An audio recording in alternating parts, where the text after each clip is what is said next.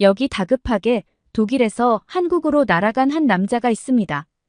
그는 단순한 여행을 위해 한국에 간 것이 아니라고 하는데요. 게다가 한국 때문에 그의 인생이 완전히 뒤바뀌었다고 합니다.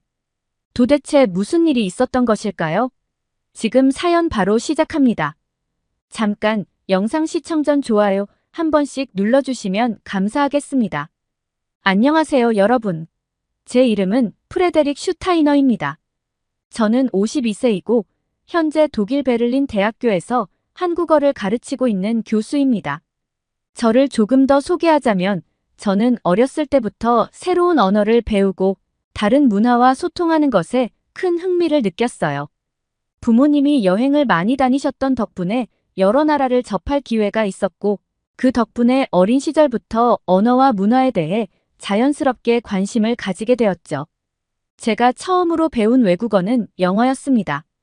독일에서는 영어가 필수 과목이었기 때문에 자연스럽게 시작하게 되었지만 저는 단순한 학습을 넘어 언어를 통해 더 넓은 세계를 경험하고 싶다는 열망이 있었습니다.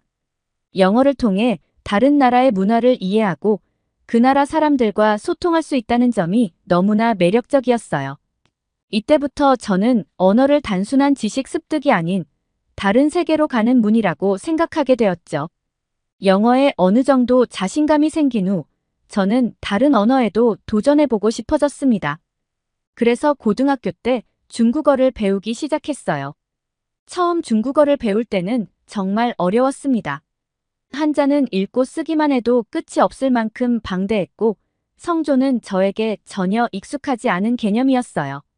특히 4가지 성조를 정확하게 구분해서 말하지 않으면 의미가 완전히 달라져서 종종 큰 오해를 불러일으켰죠.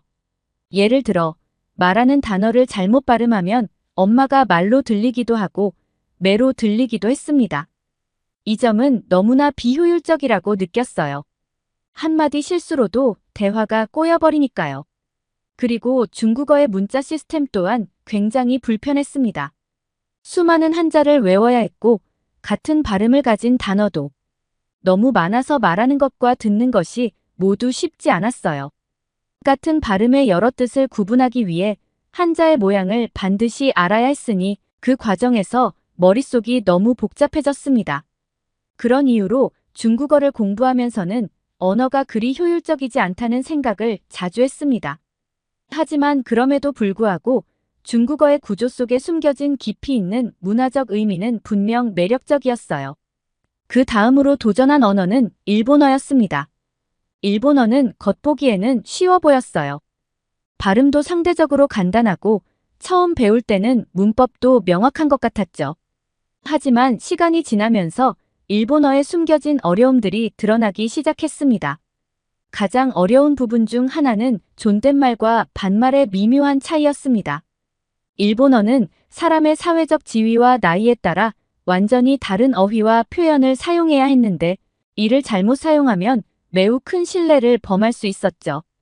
언어 자체가 너무나 복잡한 사회적 규칙을 반영하고 있었기 때문에 그 점이 불편하게 느껴졌습니다. 또한 일본어는 한자, 히라가나, 가타카나 3가지 문자 체계를 모두 사용하기 때문에 글을 읽는 것이 혼란스러웠어요. 한 글자만 잘못 읽어도 문장의 뜻이 완전히 달라질 수 있었죠.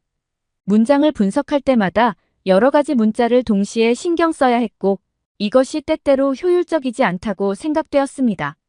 결국 중국어와 일본어를 배운 경험은 저에게 많은 성장을 안겨주었지만 이 두 언어가 가끔은 소통을 어렵게 만드는 요소들을 가지고 있다는 점도 느끼게 해주었어요. 그런 점에서 저는 한글을 처음 접했을 때 신선한 충격을 받았습니다. 복잡함과 어려움이 많았던 저에게 한글은 그야말로 혁신적인 문자 체계로 다가왔습니다. 한글은 간결하면서도 체계적이고 누구나 쉽게 배울 수 있도록 만들어졌다는 점에서 정말 놀라웠어요. 그동안 한자나 복잡한 문자 구조를 익히느라 고생했던 저에게 한글은 마치 숨겨진 보물을 발견한 것 같았습니다. 한글은 배우기 쉬우면서도 표현력이 풍부한 문자였고 한국어라는 언어와 함께 자연스럽게 사람들의 사고방식과 문화를 담아내는 역할을 하고 있었습니다. 문자의 과학적 원리와 독창성은 물론 음절 구조가 정확하게 짜여 있어 발음도 명확하게 표현할 수 있죠. 마치 새로운 세상으로의 문이 열리는 듯한 경험이었어요. 그리고 그 충격은 단지 일시적인 것이 아니었습니다. 시간이 지날수록 한글의 아름다움과 효율성에 더 깊이 빠져들었고 그 매력은 제 안에 오랫동안 남아 있었습니다.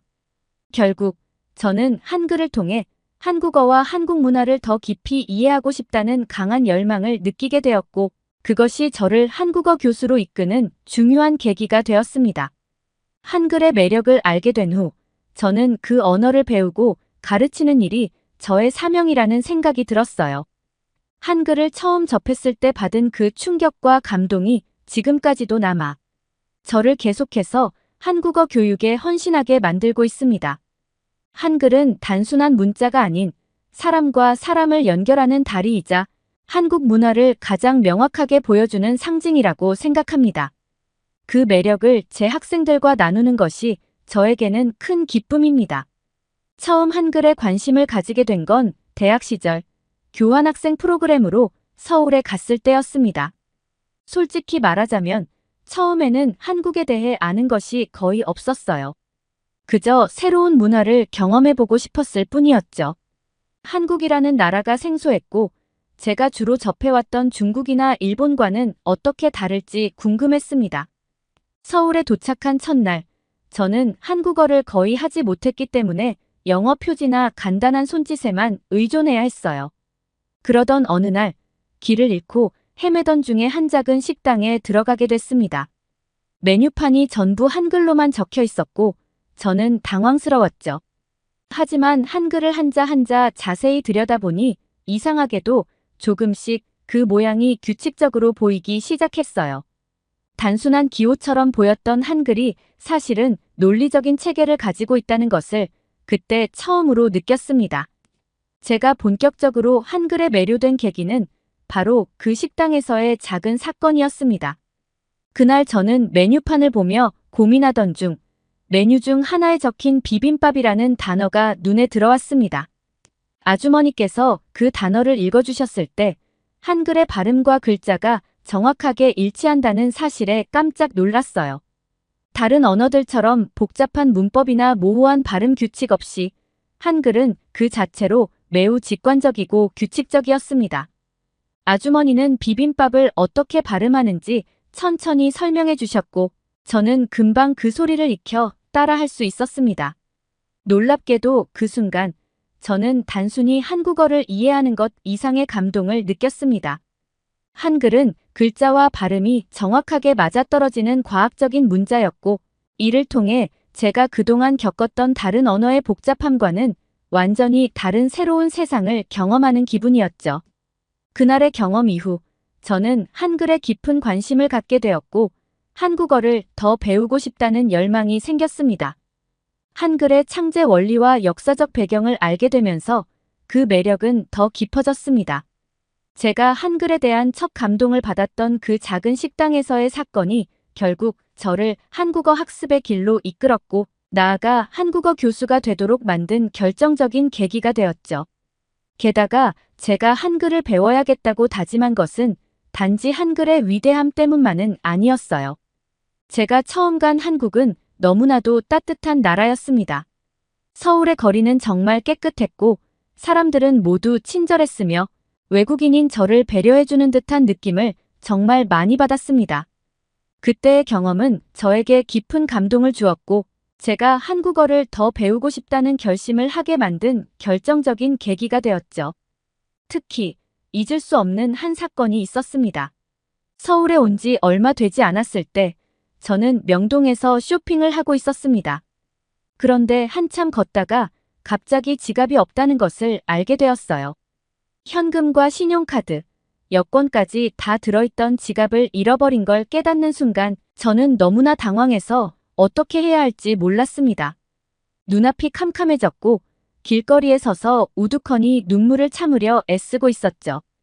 그때 한 젊은 한국 여성이 제게 다가왔습니다. 그녀는 저의 불안한 표정을 보고는 혹시 괜찮으세요? 무슨 일 있으세요? 라고 물어봤어요. 저는 상황을 설명하며 울먹였고 그녀는 저를 차분하게 위로해 주었습니다. 그녀는 당황하지 않고 걱정하지 마세요. 같이 찾아봐요라고 말하며 도움을 주겠다고 했습니다. 우리는 함께 제가 지나왔던 길을 되돌아가면서 한참을 찾아다녔습니다. 그녀는 제 손을 잡고 정말 친절하게 주위를 둘러보며 저를 안심시키려고 노력했어요. 길을 걷는 동안 그녀는 지갑을 잃어버린 외국인에게도 친절히 대해주는 한국 사람들의 이야기를 들려주며 제 마음을 풀어주었습니다.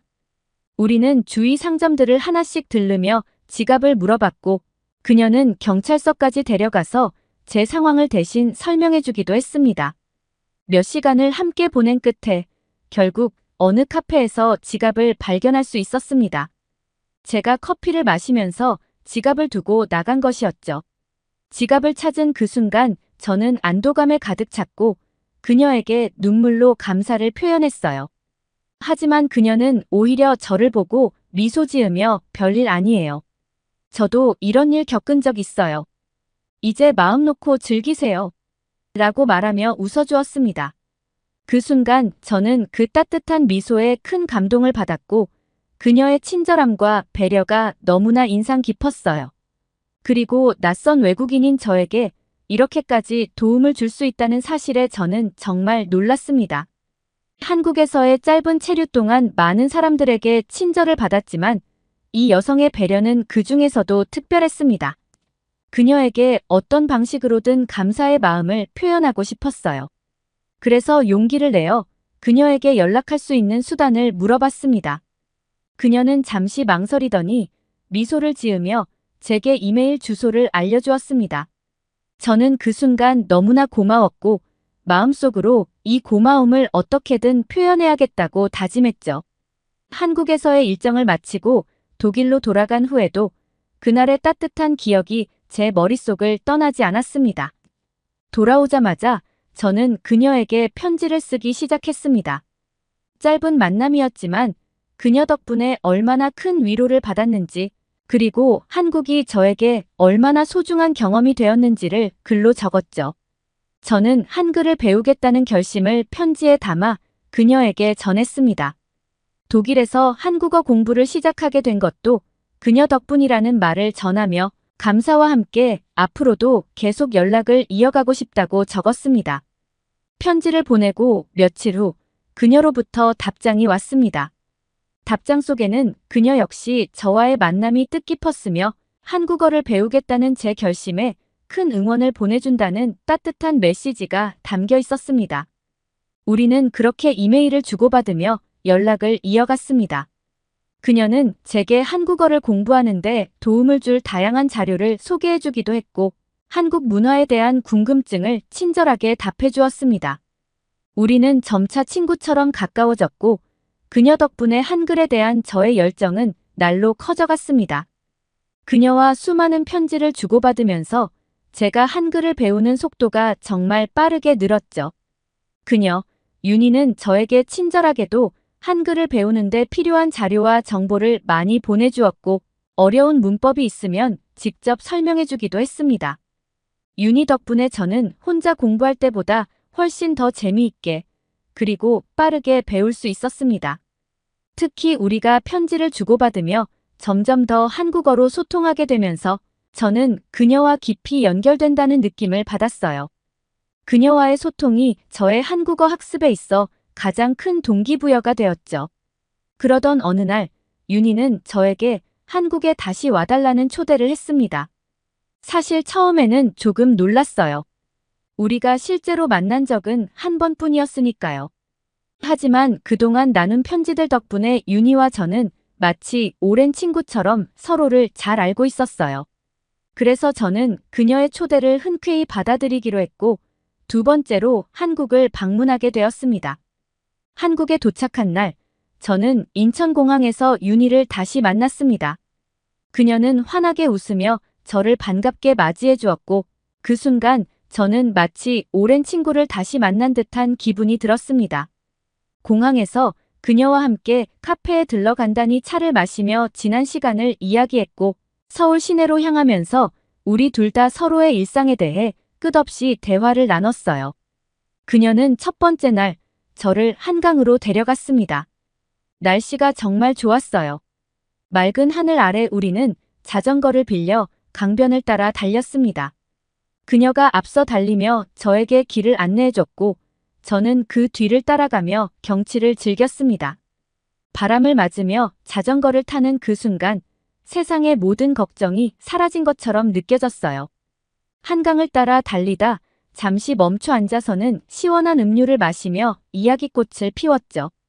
그날 오후 우리는 아이스크림도 사 먹고 강가에서 사람들이 연을 날리는 모습도 구경했습니다. 너무나 평화로운 시간이었어요. 다음 날 윤희는 저를 전통적인 한옥이 있는 작은 마을로 데려갔습니다. 한옥의 고즈넉한 분위기는 마치 시간이 멈춘 듯한 기분을 주었어요. 그곳에서 우리는 함께 떡볶이와 순대를 먹었습니다. 그녀는 제가 매운 음식을 잘 먹는지 궁금해했지만 저는 한국 음식의 매운맛이 오히려 즐거웠어요. 윤희는 그 모습을 보며 깔깔 웃었고 우리는 한옥마을을 천천히 걸으며 사진도 찍고 작은 골목길의 예쁜 가게들을 구경했습니다. 가장 기억에 남는 건 그 주말에 윤희와 함께 남산타워에 갔던 날이었어요. 저녁이 되어 어두워지자 서울의 야경이 반짝이기 시작했습니다. 남산타워에서 내려다본 서울의 풍경은 말로 다 표현할 수 없을 정도로 아름다웠습니다. 우리는 타워에서 내려와 서울 시내가 한눈에 내려다 보이는 벤치에 앉아 오래도록 이야기를 나누었어요. 윤희는 자신의 꿈에 대해 이야기했고 저는 독일에서의 생활과 미래에 대해 이야기했습니다. 저는 이번 한국 방문 동안 윤희와 함께한 시간이 너무나도 소중했고 즐거웠습니다. 단순히 여행을 하며 시간을 보낸 것이 아니라 윤희와 함께한 모든 순간이 저에게는 한국을 더 깊이 이해하고 사랑할 수 있게 만드는 시간이었습니다.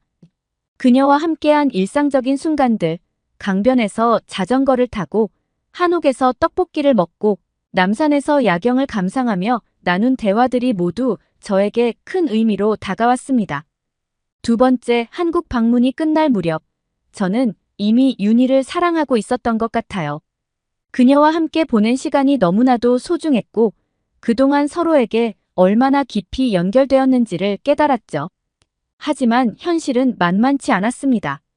독일에서의 일상, 우리 사이의 거리, 그리고 서로 다른 환경에서 살아온 우리 둘의 차이점이 마음을 무겁게 했어요. 그런 이유로 저는 결국 사랑 고백을 하지 못한 채 다시 독일로 돌아가야만 했습니다. 윤희도 제가 떠나는 날 많이 아쉬워하는 게 느껴졌습니다. 공항에서 짧게 인사를 나눌 때 우리는 말로 다 하지 못한 감정들이 서로에게 전해지는 듯 했어요. 비행기를 타고 독일로 돌아오는 동안 내내 윤희 생각이 머릿속을 떠나지 않았습니다.